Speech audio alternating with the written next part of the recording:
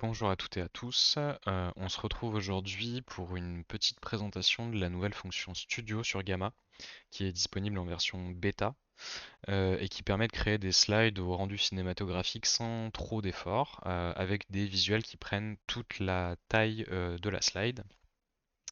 Pour rappel, Gamma c'est un outil qui permet de créer des présentations avec l'IA générative. Donc en gros, avec un prompt, Gamma va vous créer un support de présentation de type PowerPoint avec des images en lien avec le texte que vous abordez dans chaque slide. Le mode studio, son intérêt principal, c'est pour celles et ceux qui veulent aller plus loin sur l'aspect graphique de leur présentation, que ça soit pour avoir des visuels un peu plus percutants, pour faire un pitch, un post sur les réseaux sociaux, une présentation produit, etc. Globalement, si l'intérêt pour vous d'une présentation est l'aspect visuel, Studio c'est plutôt fait pour vous. Donc, on trouve ce mode studio quand on est sur la page d'accueil de Gamma, dans Créer. Donc, en dessous de ce qu'on a habituellement chez Gamma, on a la présentation du mode studio ici. Donc, on peut créer dans le mode studio aussi bien une présentation classique que, comme je le disais, des posts pour les réseaux sociaux avec la possibilité de choisir un format story, portrait, etc. Nous, on va rester sur la partie présentation. On peut toujours choisir le nombre de cartes qu'on veut utiliser comme sur la version classique. L'intérêt, comme je le disais, c'est de pouvoir insérer des visuels full screen ou en tout cas choisir de les incorporer ou non. C'est la grosse différence avec le mode classique. Dans le mode studio, on a la possibilité de choisir le niveau de détail qu'on veut en termes de texte dans nos slides. Et donc on peut incorporer 100% du texte directement dans l'image. C'est ce qu'on va faire et on va lui dire de créer un tuto sur l'utilisation de Gamma, de Studio, pardon, dans Gamma. Donc il va nous générer un plan comme il le fait pour la version classique. Bon là j'ai fait un tout petit prompt, donc forcément il me propose pas beaucoup de détails. Si j'avais été plus spécifique, ça aurait été un peu plus rempli. Comme pour la version classique, on peut choisir le type de visuel qu'on veut pour sa présentation. On peut choisir aussi le style, pareil, c'est comme chez Gamma classique, mais on peut choisir le style des images qu'on veut utiliser. Là, ça aura un peu plus d'intérêt puisqu'on tout ce qu'on veut faire dans Studio, c'est de tout mettre dans l'image. C'est ça l'intérêt. Donc le choix ici va être assez important. Là où le choix va être important aussi, mais plutôt d'un point de vue financier, c'est sur le modèle d'IA pour générer les images. On a le choix, grosso modo, entre les modèles GPT, les modèles Nano Banana, donc ceux de Google, et Flux, qui est relativement peu connu, mais qui est assez bon, qui ressort haut dans les benchmarks de Black Forest Labs, qui est un modèle qui fonctionne plutôt bien. Nous, on va partir sur un Nano Banana Pro assez classique entre guillemets, et on va lui demander de nous faire quelque chose d'un peu abstrait pour notre petite présentation tutoriel sur Gamma. Voilà, donc Gamma est en train de se mettre au travail pour nous créer les visuels full screen. Ce qui est intéressant que j'ai pas encore précisé avec la fonction Studio, c'est d'avoir une meilleure cohérence graphique entre les slides.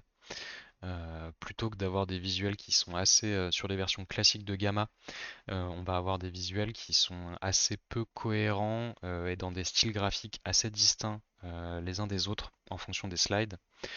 Dans la version studio, il va y avoir dans une certaine mesure une cohérence graphique dans la présentation de vos slides et c'est aussi là l'intérêt d'utiliser cette fonction. Donc on voit qu'il est en train de finir de me générer les images. Ça prend plus ou moins de temps en fonction aussi du modèle d'IA qu'on a sélectionné en amont. Moi j'étais parti sur Nano Banana qui est relativement rapide. Voilà, bon, le prompt était assez court, assez peu descriptif, donc forcément ce qui m'a sorti est pas incroyable, mais on peut toujours aller demander à l'agent de modifier les images pour rajouter des choses dedans si on le souhaite, il n'y a pas de souci avec ça. Donc c'est plutôt cool comme feature. Maintenant, il y a quand même un certain nombre de limites que j'ai identifiées. Alors déjà, c'est qu'il est réservé aux comptes payants. Si vous êtes sur un compte gratuit Gamma, vous n'aurez pas accès à la fonction studio. Il faut avoir soit un compte pro, soit un compte ultra. Autre chose qui est important, c'est que la génération d'images va consommer des crédits. Et c'est là aussi où le choix du modèle va avoir son importance. Bon là je sais pas si c'est parce que j'ai des réductions en ce moment pour une raison X ou Y, mais en fonction du modèle qu'on va choisir, vous voyez que les coûts seront pas les mêmes en termes de crédit. Euh, qu'on parte sur un flux à 20 crédits de base ou sur un GPT Image Detail qui doit être probablement le GPT Image 1.5 qui vient de sortir, je pense, qui est à 120 crédits par image. Troisième limite aussi, c'est qu'il peut y avoir des erreurs dans le texte qui est généré dans les visuels. Donc il faut toujours bien relire. Par exemple, j'avais préparé une presse sur les fonctionnalités de Gamma Studio et il m'a mis pas mal d'erreurs que j'ai repris à force de vérification, mais qui m'avait fait beaucoup d'erreurs de texte, notamment sur les slides. Mais bon, après, le fait de relire ce qu'on produit par l'IA, c'est valable pour tout ce que vous générez avec une IA, pas uniquement pour Gamma. Euh, voilà. Et à mentionner aussi que chaque demande de modification à l'agent IA des slides, des visuels que vous aurez créés, va aussi coûter des crédits, puisqu'en fait le modèle va régénérer une image et pas se contenter de faire des modifications dedans, il va régénérer une image et donc reconsommer des crédits. Petit conseil par rapport à ça, si vous avez choisi Nano Banana, donc le modèle d'image de Google pour faire vos visuels, si vous avez pris ça comme modèle et que vous voulez modifier une slide, plutôt que de le demander à l'agent IA dans Gamma et donc de consommer des crédits, enregistrez la slide, allez sur Gemini et demandez la modification directement à Nano Banana depuis Gemini et pas depuis Gamma pour ne pas consommer de crédit. Voilà pour le petit tour sur la fonction studio, c'est à peu près tout ce que je pouvais vous dire. Donc l'intérêt principal, c'est de faire des visuels full screen dans lesquels vous allez venir incorporer votre texte et essayer d'avoir une cohérence graphique qui se tient plutôt bien de bout en bout de la présentation. Donc voilà, j'espère que ça vous aura plu, que ça vous sera utile et à bientôt.